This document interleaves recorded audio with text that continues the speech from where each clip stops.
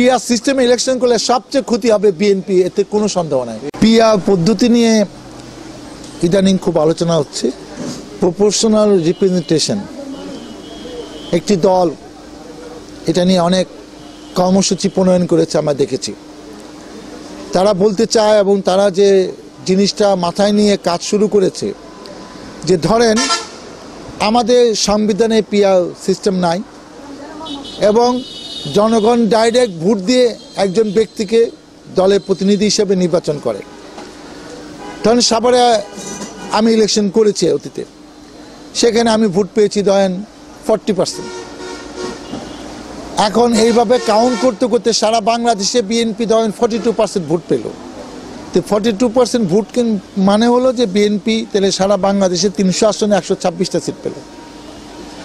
জামাত ইসলাম অতীতে একবার 14% পেয়েছে, একবার 7% পেয়েছে। যদি মানে 14% যেবার পেয়েছে সেবার তার সিট হওয়ার কথা ছিল 42টা, সে সিট পেয়েছে 3টা। এখন জামাতে যে জিনিসটা মাথায় আছে যে পিআর সিস্টেম হলে জামাতে ভোট এখন হয়তো 15%, 18%, 20% থাকলেও থাকতে পারে, আমি জানি না। তো 20% ভোট হলে 60টা সিট, কিন্তু জামাত ডাইরেক্ট ইলেকশন করে মানে প্রত্যেকটি এলাকায় বিএনপি প্রার্থীর সাথে কন্টেস্ট করে আমার মনে হয় না এতগুলা সিট পাবে। 15, 20টা, 25টা, 30টা হতে পারে, কিন্তু এতগুলা হবে না। আজকে শেষ কথা বলি যে এখনও আমরা জানি না, কয়েকদিন আগে প্রধান উপদেষ্টা বলেছেন যে আওয়ামী লীগ কিন্তু নির্বাচনে আসতে পারে মিন করা কিন্তু যে তার প্রতীকও থাকতে পারে, তাহলে ইলেকশনে কন্টেস্ট করতে পারে। এখন আওয়ামী লীগ অতীতে 30, 35, 40% ভোট পেয়ে বিভিন্ন সময় সরকার গঠন করেছে, বিরোধী দলে ছিল।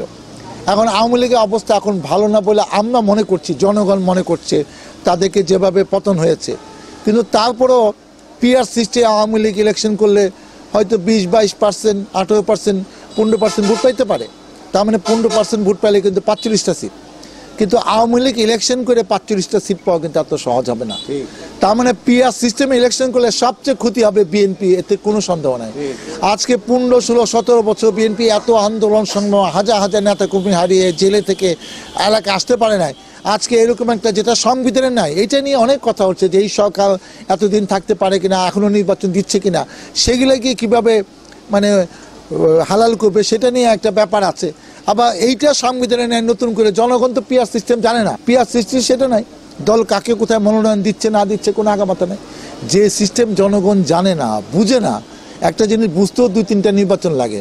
যে সিস্টেম সংবিধানে নাই সেই সিস্টেম দিয়ে এখন এই নির্বাচন একটা সুষ্ঠু নির্বাচন, যে নির্বাচনে জনগণ 3-4টা নির্বাচনে ভোট দিতে পারে নাই, জনগণ উদ্গ্রীবে আছে তার যোগ্য প্রার্থীকে, যোগ্য দলকে ভোট দিবে।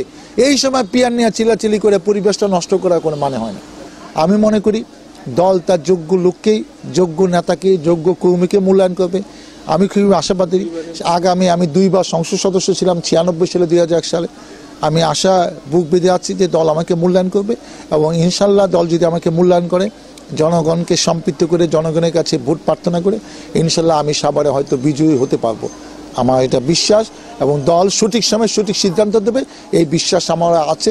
আমি দলের দিকেই তাকিয়ে আছি।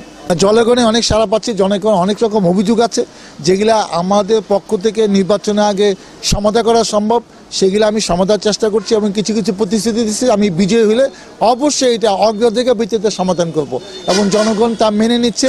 সেজন্য আমি আশাবাদী যে জনগণের মনের কথা আমরা বুঝতে পারছি এবং জনগণ বিএনপিকে ভোট দেওয়ার জন্যই প্রস্তুত আছে, এতে কোনো সন্দেহ নাই। আমি আশাবাদী।